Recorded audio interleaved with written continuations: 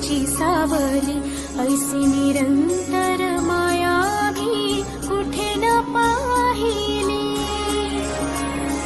आनंदाचे दान दे, संकटात धाव घे, सारी सुमने श्वासांची स्वामी चरणी वाहिली.